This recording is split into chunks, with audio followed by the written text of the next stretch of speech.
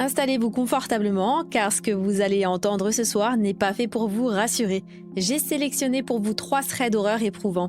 On va commencer très fort, mais si vous pensez avoir tout vu, attendez la fin. J'ai volontairement gardé la 3e histoire pour la toute dernière position. C'est de loin la plus terrible de cette vidéo et peut-être même de toute ma chaîne. Elle se déroule dans le milieu hospitalier et contient des détails qui peuvent réellement être choquants. Donc, trigger warning, si vous êtes d'une nature sensible, je vous recommande vraiment de vous arrêter après les 2 premières histoires. Pour les autres, donc pour ceux qui décident de rester jusqu'au bout tout de même, je vous souhaite sincèrement bon courage. On commence tout de suite avec le premier thread d'horreur.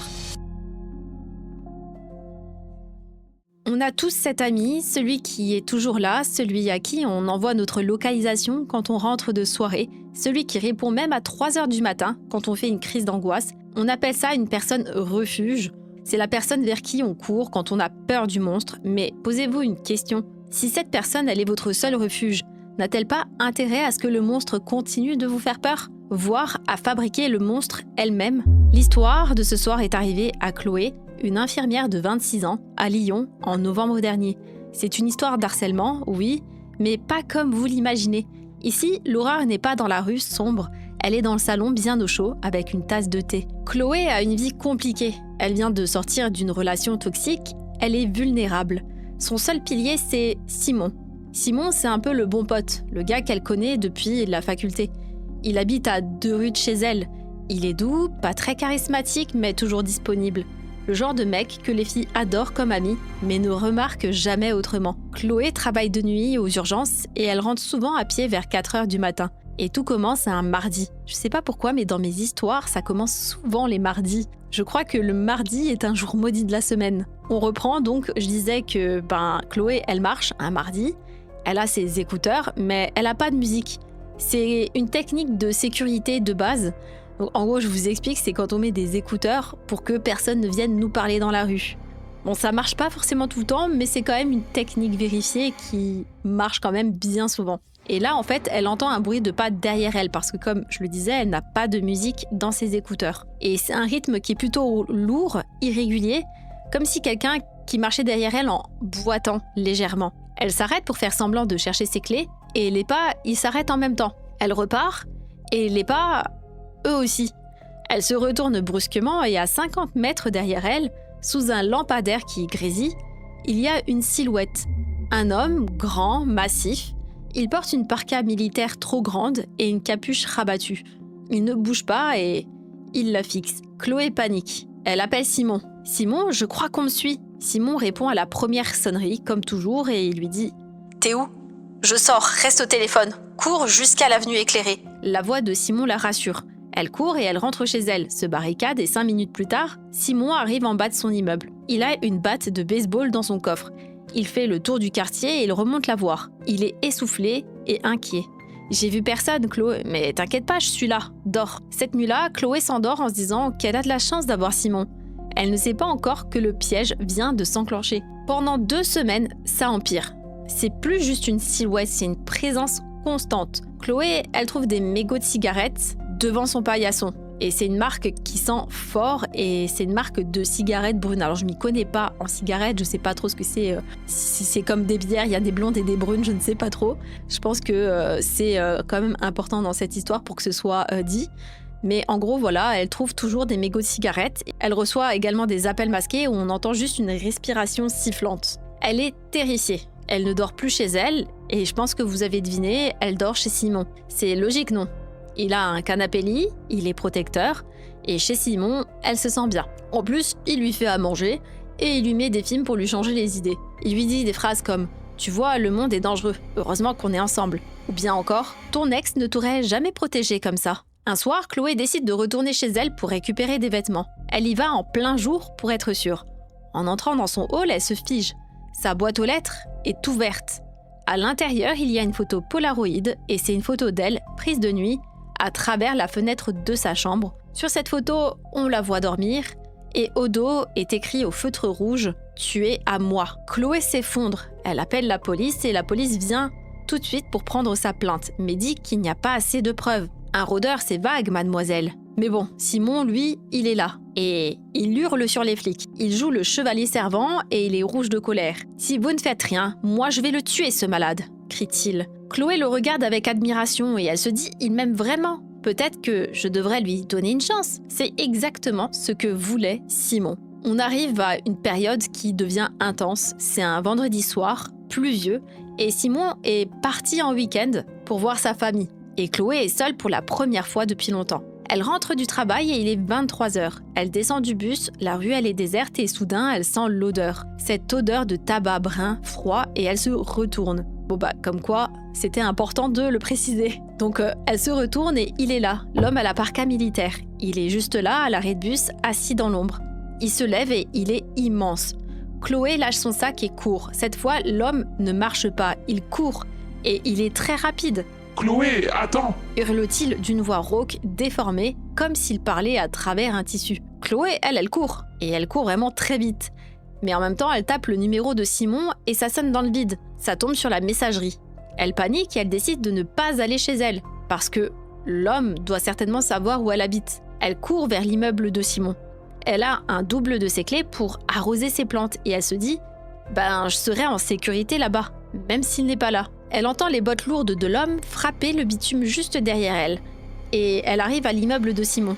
Ses mains tremblent. Elle fait tomber le trousseau et elle ramasse ses clés. L'homme est au bout de la rue. Il boite, mais il avance vite. Elle ouvre la porte et elle s'engouffre dans le hall. Elle referme, elle monte les 4 étages en courant. Elle ouvre l'appartement de Simon et elle se jette à l'intérieur, verrouille à double tour et met la chaîne de sécurité. Elle glisse le long de la porte, en pleurs. C'est bon, ça y est. Elle est sauvée. Elle est chez son meilleur ami. Ici, rien ne peut l'atteindre. Chloé reprend son souffle. L'appartement, il est vide, calme, et elle va dans la cuisine pour boire un verre d'eau. Elle allume la lumière et sur la table de la cuisine, c'est le bazar habituel de Simon. Des papiers, son ordinateur, mais quelque chose attire l'œil de Chloé. Il y a un talkie-walkie posé sur la table. Un modèle professionnel. Soudain, le talkie-walkie grésille. Une voix d'homme sort de l'appareil. Une voix qu'elle ne connaît pas. « C'est bon mec, elle est rentrée dans ton immeuble. Je lui ai bien foutu la trouille ce soir, hein. Elle a couru comme un lapin. Tu me feras le virement pour la course. » Chloé se fige. Le verre d'eau lui échappe des mains, mais elle le rattrape de justesse. Et elle ne comprend pas. Elle ne comprend pas pourquoi un inconnu parle à Simon. Elle s'approche de la chaise où Simon laisse traîner ses affaires et il y a son sac de sport. Par curiosité, ou par instinct de survie plutôt, elle ouvre le sac. Et à l'intérieur, elle trouve une paire de chaussures à talons compensés pour se grandir de 10 cm, un modulateur de voix électronique, donc c'est un petit peu ce qu'on peut acheter dans les magasins de farce et attrape, et tout au fond, un carnet. Elle ouvre le carnet et c'est un journal de bord. Page 1, aujourd'hui, j'ai mis les mégots. Elle a eu peur et elle m'a appelé à 23h14. J'ai duré 12 minutes au téléphone, score parfait. Page 10, engager Kevin pour la suivre ce soir. Je dois jouer au héros. Si je la sauve, elle ne partira plus jamais. Chloé n'a pas besoin d'en lire plus pour comprendre l'horreur absolue de la situation. L'homme dehors ce soir, c'était pas un stalker, c'était un acteur, un complice payé par Simon. Et les autres soirs, c'était Simon lui-même. Les chaussures compensées pour paraître plus grand, la parka large pour cacher sa silhouette maigre, la voix déformée. Il a créé le monstre de toutes pièces pour devenir son seul sauveur. Soudain, Chloé entend un bruit. La clé tourne dans la serrure de l'appartement. Simon n'était pas en week-end. Il attendait juste que la scène se joue. La porte s'ouvre et Simon est là. Il est tout sourire, les bras ouverts, prêt à la consoler. Il voit Chloé livide, le talkie-walkie dans la main et le carnet dans l'autre. Son sourire disparaît lentement. Il referme la porte derrière lui et la verrouille à double tour. Et avec une voix très calme, très douce, celle de son meilleur ami, il dit « Tu n'aurais pas dû fouiller, Chloé. Maintenant, je vais devoir te protéger de toi-même. » Chloé, elle a eu un réflexe incroyable. Elle n'a pas discuté. Elle a juste attrapé la bombe lacrymo qu'elle gardait pour le stalker et elle a vidé la bonbonne dans les yeux de Simon. Elle a sauté par le balcon du premier étage. Bon, au passage, elle s'est cassé la cheville, mais bon, elle a survécu. Et la police a retrouvé chez Simon des téraoctets de vidéos et il avait même réussi à pirater la webcam de Chloé depuis des mois. Le syndrome du chien de berger, c'est ça. Le chien de berger protège les brebis du loup. C'est vrai, mais parfois, pour garder les brebis obéissantes et groupées, le chien doit les mordre un peu, ou faire croire que le loup est là. C'est ce qui est terrifiant dans cette histoire, c'est la trahison. Chloé pensait être poursuivie par un inconnu monstrueux, mais en réalité, elle courait droit dans les bras du monstre. Alors ce soir, demandez-vous une chose. La personne qui vous dit tout le temps « Le monde est dangereux, heureusement que je suis là », est-ce qu'elle ne rendrait pas le monde un peu plus dangereux juste pour justifier sa présence ? On a tous un prix. Si je vous donne 100 € pour ne pas dormir de la nuit, vous le faites. Et si je vous donne 1000 € pour rester enfermé chez vous pendant une semaine, je pense que la plupart d'entre vous, vous signez tout de suite. Mais jusqu'où vous iriez pour 15 000 €? C'est la question que s'est posée Arthur. C'est un étudiant de 23 ans qui est complètement fauché, endetté jusqu'au cou. Et en octobre dernier, Arthur, il tombe sur une annonce sur un forum universitaire. Pas le genre d'annonce livreur Uber Eats, non, ça disait des trucs du genre « Laboratoire de recherche privée, cherche volontaire pour études sur l'isolation sensorielle et les cycles circadiens. Durée 14 jours, rémunération 15 000 € net. 15 000 balles pour dormir pendant 2 semaines. C'est le rêve, non? C'est ce que Arthur il s'est dit. Il n'avait aucune idée qu'il allait signer pour l'enfer. Ce que je vais vous raconter, c'est une descente aux enfers psychologiques d'un homme qui a cru pouvoir tromper l'ennui, mais qui a fini par découvrir que l'ennui n'était pas seul dans la pièce avec lui. Arthur, il part passer l'entretien. C'est plutôt bizarre, ça ne se passe pas dans un hôpital, mais dans un bâtiment industriel en banlieue. Une sorte de grand hangar reconverti en clinique ultra moderne à l'intérieur, et le docteur est un type froid, lunettes fines, blouse impeccable, et il lui explique les règles. Et elles sont très strictes. Bon, en même temps, avec 15 000 €, je pense que c'est normal. Donc les règles, la première, c'est tu entres dans la chambre, une pièce blanche, 20 mètres carrés, insonorisée. Deuxième, aucun contact avec l'extérieur, pas de téléphone, pas d'internet, pas de montre. 3. Tu es nourri via un sas sécurisé. 4. Tu acceptes d'être filmé 24 heures sur 24 par 3 caméras, une au-dessus du lit, une dans le coin douche et une au-dessus de la table. Et retenez ça bien, ça sera important pour la suite. Et la règle numéro 5, si tu sors avant les 14 jours, tu ne touches pas un centime. Arthur signe, il a besoin de cet argent. Les 3 premiers jours, ils sont plutôt faciles. Arthur a emmené des bouquins, il fait des pompes, il dort beaucoup. L'environnement est stérile, tout est blanc. Les néons au plafond imitent la lumière du jour, mais ils ne s'éteignent jamais vraiment. Ils baissent juste d'intensité pour simuler la nuit. Le seul lien avec l'humanité, c'est la voix du docteur, qui passe par un interphone chaque matin. Ou bien, en tout cas, ce que Arthur pense être le matin. Et il entend « Sujet 4. Comment vous vous sentez ? Avez-vous rêvé ? C'est clinique, c'est propre, mais à partir du 5e jour, l'isolement commence à gratter le cerveau d'Arthur. Il commence à se parler tout seul, à entendre des sons, et surtout, il développe une obsession pour la caméra qui est au-dessus de son lit. C'est comme un sorte d'homme noir vitré avec une petite LED rouge qui ne clignote jamais, elle est tout le temps fixe. Mais c'est à ce moment-là que les incidents commencent. Le jour 6 ou 7, Arthur, lui, il a déjà perdu la notion du temps, donc il ne sait plus. Il se réveille d'une sieste. Il a la tête dans le pâté. Il va pour boire un verre d'eau et là, il se fige. Il avait laissé son livre ouvert sur la table, page 142. Et là, le livre, il est fermé, posé sur la chaise. Arthur rigole nerveusement et se dit « Ok, je deviens fou ou alors je suis somnambule ». Il essaye de ne pas y penser. Mais le lendemain, c'est pire. Il prend sa douche et quand il sort de la cabine de douche, il voit des traces de pas humides sur le sol de la chambre. Des traces de pieds nus. Mais le problème, c'est que ces traces vont de la porte d'entrée vers son lit. Ce ne sont pas les siennes. Il sort de la douche, il ne vient pas de l'entrée, lui. Donc c'est impossible que ce soit lui. Arthur panique. Il se précipite vers l'interphone, il appuie sur le bouton d'appel. « Docteur ? Docteur ? Quelqu'un est entré dans ma chambre pendant que j'étais sous la douche ?» Silence, grésillement. Puis la voix du docteur, toujours aussi calme. « Sujet 4. Personne n'entre dans la chambre. Le protocole est strict. Vous hallucinez. C'est un effet secondaire classique de l'isolation. Calmez-vous ou nous annulons le contrat. » Arthur y repense à ses 15 000 €. Il en a vraiment besoin. Alors il se tait.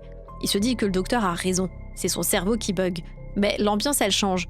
Les questions du docteur le matin deviennent malsaines. C'est plus comme avant où il lui demandait s'il avait bien dormi. Maintenant, c'est « Sujet 4. Est-ce que vous avez peur quand vous êtes seul ?» Ou encore « Sujet 4. Croyez-vous aux fantômes ?» Arthur sent que quelque chose cloche. Il ne dort plus que d'un œil. Il fixe la caméra. Il a l'impression que la lentille, elle bouge et qu'elle zoome sur lui. On arrive, probablement, au jour 10 ou 11, et Arthur, il est à bout de nerfs. Il est pâle, il a perdu du poids. Il attend son repas. Le sas s'ouvre avec un bruit pneumatique. Il n'y a pas de plateau repas. il y a juste une enveloppe blanche. Les mains tremblantes d'Arthur ouvrent l'enveloppe. À l'intérieur, il y a une photo Polaroid. Arthur il regarde la photo et il a 2 doigts de vomir. C'est une photo de lui, prise la nuit précédente. Il est en train de dormir dans son lit, la bouche ouverte. Mais la photo, elle n'a pas été prise par la caméra de surveillance au plafond qui est au-dessus du lit, parce que l'angle, il est plus bas. La photo, elle a été prise depuis le sol, à quelques centimètres de son visage. Ça veut dire que quelqu'un était accroupi à côté de son lit pendant qu'il dormait. Arthur y retourne la photo. Au dos, il est écrit au marqueur rouge « Tu es encore plus beau quand tu ne bouges pas ». Ça, c'est plus une expérience scientifique. Arthur, il se met à hurler. Il prend sa chaise et la fracasse contre le miroir sans teint qui couvre un des murs. Il veut sortir. « Faites-moi sortir, je sais que vous êtes là ». Et là, l'interphone, il s'allume. Mais c'est pas la voix du docteur. C'est une voix modifiée, grave et robotique. « L'expérience n'est pas finie, Arthur. Assis-toi. » Arthur, il comprend que s'il reste, il va mourir. Ou pire, il attrape un pied de la chaise qu'il vient de casser et se met en position de défense face à la porte blindée. Soudain, la lumière s'éteint. Noir total et Arthur, il entend le bip électronique de la serrure de la porte. Quelqu'un entre. Arthur ne réfléchit pas. Il fonce dans le noir vers la porte ouverte. Il percute une silhouette. Il frappe avec le pied de la chaise qu'il a pris juste avant et il entend un cri de douleur. Il court dans le couloir et là, c'est le choc. Il s'attendait à voir un hôpital, des infirmières, un labo. Mais quand il sort de sa chambre, il découvre l'envers du décor. Sa chambre, c'est qu'une boîte en contreplaqué posée au milieu d'un hangar vide et sale, et il y a des câbles partout au sol. Et juste en face de sa cellule, il y a un bureau avec une dizaine d'écrans d'ordinateur. Arthur, il s'arrête une seconde, le souffle court et il regarde les écrans. Il voit sa chambre sous tous les angles. Mais ce n'est pas un logiciel médical, c'est une interface de streaming type dark web. Et il y a un chat qui défile à toute vitesse sur le côté. User 78, allez, réveillez-le. User 02, je paye 500 $ si vous envoyez le clown maintenant. Et User 666, il a trouvé la photo MDR, regardez sa tête. Arthur, il comprend, il n'est pas un patient. Il est un jouet et le docteur n'existe pas. C'est juste un scénario pour justifier l'enfermement. Des gens paient pour le regarder devenir fou, pour contrôler ses nuits, pour voter sur les incidents qui vont lui arriver. Les pas mouillés, le livre déplacé. C'était des donations, donc des dons de spectateurs. Arthur entend des bruits de pas lourds derrière lui. L'homme qui l'a frappé se relève.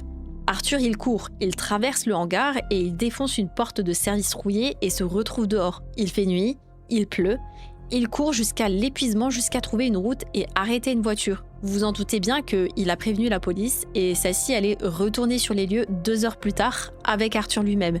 Le hangar était vide, plus de chambres blanches, plus d'écrans, juste des traces au sol prouvant que des structures avaient été démontées à la hâte. Ils ont tout nettoyé en un temps record. L'annonce sur le forum a disparu. Le numéro de téléphone n'est plus attribué. Arthur n'a jamais touché ses 15 000 €. Aujourd'hui, il vit encore chez ses parents. Il a mis du scotch noir sur la caméra de son téléphone et de son ordinateur. Et surtout, il dort la porte verrouillée avec la lumière allumée. Parce qu'il sait que quelque part, sur un serveur crypté, il y a des centaines de personnes qui sont déçues de ne pas avoir vu la fin de la saison. Alors la prochaine fois que vous voyez une offre trop belle pour être vraie, demandez-vous qui paye et pour voir quoi surtout. Hélène, elle a 42 ans et c'est une femme qui est hyper active. Sa passion, les randonnées en montagne.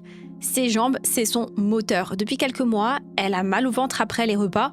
Diagnostic, il est posé très rapidement. Des calculs dans la vésicule biliaire. C'est hyper courant. L'opération s'appelle une cholécystectomie et ça dure environ 45 minutes. On fait 3 petits trous dans le ventre et le soir même, on rentre chez soi. Hélène arrive à l'hôpital un mardi matin. Elle est quand même stressée, ça reste quand même une opération, comme tout le monde je pense, mais elle reste quand même confiante. Elle est installée dans la chambre 204 et dans la chambre il y a une autre patiente derrière le rideau de séparation. Une dame très âgée, un peu cynique qui gémit doucement. Hélène envoie un selfie à son mari, en tenue de combat, et on voit sur la photo qu'elle a une blouse ouverte dans le dos, un peu drôle. En fait, elle essaie juste de rigoler avec son mari, histoire de dédramatiser la situation. Mais c'est là que la première micro-erreur, elle arrive. L'effet papillon. L'infirmière de garde est en double shift, elle est épuisée. Elle gère 15 patients en même temps et une alarme sonne dans le couloir. L'infirmière pose le dossier d'Hélène sur la table de nuit, mais du mauvais côté du rideau, sur la table de la vieille dame. Et elle pose le dossier de la vieille dame sur la table d'Hélène. Je pense que vous voyez le drame arriver déjà. Le nom de la vieille dame, Madame Hélène Germain. Le nom de notre Hélène, Madame Hélène Gervais. Une lettre de différence. Franchement, il n'y a pas grand-chose qui les différencie. Et les deux dossiers viennent d'être inversés. Les brancardiers arrivent pour emmener Madame Hélène G au bloc. Ils entrent dans la chambre 204, ils demandent « C'est pour Madame Hélène G ?» Hélène, la nôtre, de notre histoire, elle répond « Oui, c'est moi ». Elle ne sait pas que l'autre patiente, elle aussi, elle s'appelle Hélène et que son nom de famille commence également par un G. Il vérifie tout de même son bracelet et le bracelet, il est correct. Mais le dossier qu'il glisse dans le matelas du brancard, c'est celui de la voisine. Hélène, elle descend au bloc opératoire et l'anesthésiste l'accueille. Il est sympa, il fait des petites blagues pour la détendre, mais personne ne lui demande « On opère quoi aujourd'hui ?» C'est la règle d'or normalement. C'est comme une sorte, je pense... Enfin, je ne travaille pas dans ce milieu, mais je pense que c'est comme une petite vérification. Mais là, il y a du retard au bloc. Tout le monde se dépêche. Je pense que tout le monde est overbooké. Le chirurgien est dans la salle d'à côté et il finit une autre opération. On endort Hélène, le masque sur le visage. Comptez jusqu'à 10. 1, 2, 3. Et on n'aura jamais la suite parce qu'elle s'est endormie. C'est maintenant que l'horreur, ça va commencer. Le chirurgien, il entre, il ne connaît pas Hélène personnellement. C'est un chirurgien orthopédique, vacataire qui remplace un collègue. Il prend le dossier posé sur le brancard et il lit « Madame Hélène G, diabète sévère, gangrène sèche, jambe droite. Amputation transtibiale, nécessaire, urgence vitale. » Le chirurgien, quand même, il regarde la jambe droite d'Hélène. Elle est belle, musclée, il n'y a pas de nécrose visible à l'extérieur. Il fronce tout de même un petit peu les sourcils et il vérifie le dossier. Gangrène interne foudroyante, risque de septicémie. Il se dit quand même, c'est bizarre. Elle a l'air saine, mais si le dossier dit que l'os est pourri de l'intérieur, je ne peux pas prendre de risque. Savoir qu'une septicémie, c'est ultra grave. Il me semble que c'est comme une infection du sang. Et bien souvent, il y a beaucoup de personnes qui en meurent chaque année. Donc il va plutôt faire confiance au papier plutôt qu'à ses yeux. Et il prend le marqueur feutre noir. Il dessine un trait sur le tibia de la jambe droite d'Hélène, la jambe avec laquelle elle court des marathons. Et il demande le bistouri électrique. Je vous épargne les détails de cette opération. Mais ensuite, Hélène, elle se réveille en salle d'éveil. Et elle est dans le gaz total. Elle a la nausée, c'est normal après une anesthésie. Son premier réflexe, c'est de toucher son ventre. Elle s'attend à sentir le pansement de la vésicule biliaire. Elle touche, rien, pas de pansement, pas de douleur abdominale. Par contre, elle sent une douleur bizarre, une crampe atroce dans son pied droit. Comme si son pied était coincé dans un étau brûlant. Elle essaye de bouger ses orteils pour faire passer la crampe. Elle a l'impression de les bouger, mais son cerveau lui envoie le signal « les orteils bougent ». C'est ce qu'on appelle la douleur fantôme. Elle appelle l'infirmière « Madame, j'ai très mal au pied droit, c'est normal ? Ils m'ont fait tomber pendant le transfert ?» L'infirmière s'approche, l'air gênée. Elle ne sait pas encore qu'il y a eu une erreur à ce moment-là. Elle pense qu'Hélène est au courant de l'amputation. Et elle lui dit « C'est normal d'avoir des sensations résiduelles, madame. Je vais vous augmenter la morphine. » Hélène, elle comprend pas trop. Comment ça, sensation résiduelle ? Elle essaye de se redresser, mais pourquoi j'ai mal au pied ? Je suis venue pour la vésicule. L'infirmière, elle se fige. Elle a un moment de bug. Elle regarde le dossier au pied du lit. Non madame, vous êtes ici pour une amputation tibiale suite à une nécrose diabétique. Hélène, elle rit, mais c'est un rire nerveux. Mais vous êtes folle, je n'ai pas de diabète, je suis randonneuse. Regardez mon dossier. Hélène arrache le drap qui la couvre et là, c'est le temps, il s'arrête. Là où devrait se trouver sa jambe droite musclée, il n'y a plus rien en dessous du genou. Juste un gros pansement blanc taché de sang frais et qui s'arrête net. Le cri qu'Hélène a poussé à ce moment-là, les infirmières de l'étage en font encore des cauchemars. Ce n'était pas un cri humain, c'était le bruit de quelqu'un dont l'âme vient de se déchirer. Pendant qu'Hélène, elle hurlait, l'hôpital s'est mis en branle-bas de combat. Le chirurgien est revenu en courant. Quand il a vu Hélène, la vraie, éveillée, qui n'avait ni l'âge ni le visage de la patiente qu'il pensait avoir opérée, il a vomi dans la poubelle de la salle de réveil. Il a compris instantanément. Pendant ce temps, dans la chambre 204, la vieille Madame Hélène Germain attendait toujours son amputation pour sauver sa vie.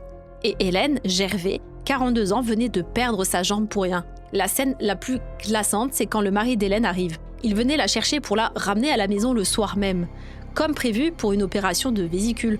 Il est entré dans la chambre avec un bouquet de fleurs et il a vu sa femme, prostrée, le regard vide, et se vide sous le drap. Il a cru à une blague.